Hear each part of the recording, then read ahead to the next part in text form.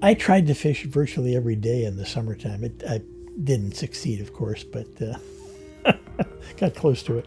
I fished with my grandfather, my mother's father, and my dad in northeastern Wisconsin. And I just liked being outside, you know. My mother was a heavy user of the library, believed in libraries and went there, I suppose, every couple of days. And I used to tag along with her when I was really young. And then as I got older, when I was out of school, I would go along on the weekends and stuff. And the libraries didn't have many fishing books, but I would usually find something. I remember the first fishing book that I purchased was when I was a freshman at the University of Michigan. And I'm browsing through the books. This is in September of 1962. And I pick up a copy of Haig Brown's A Return to the River, Roderick Haig Brown. $1.50. I bought it, of course. And that really started the collecting.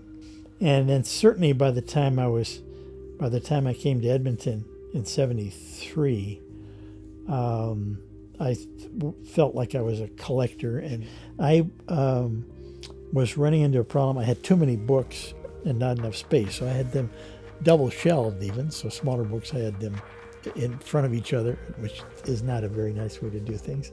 I knew I was going to have to do something with them anyway, but I'd put off the decision.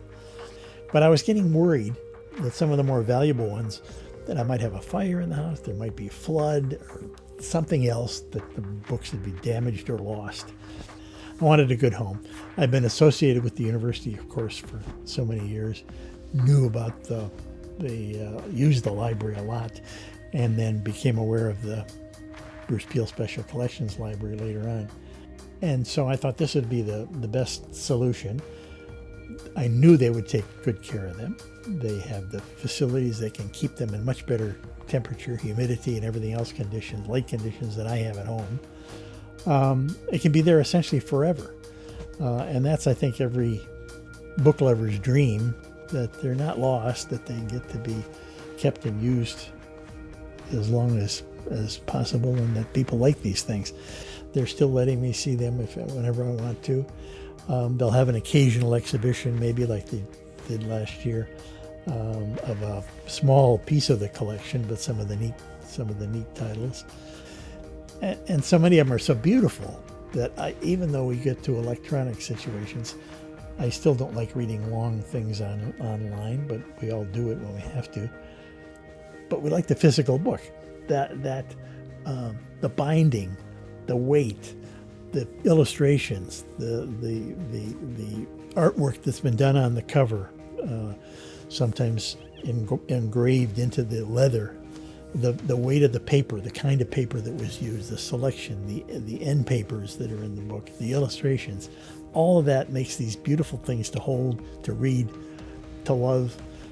Even when, and I still tend to read hardbound books, and even when I fall asleep and the book bonks me on the head in bed, I still appreciate that. So you know they're appreciated, you know they're well stored, they're well kept, and they're going to be there. And I've got room on my shelves to buy some more books.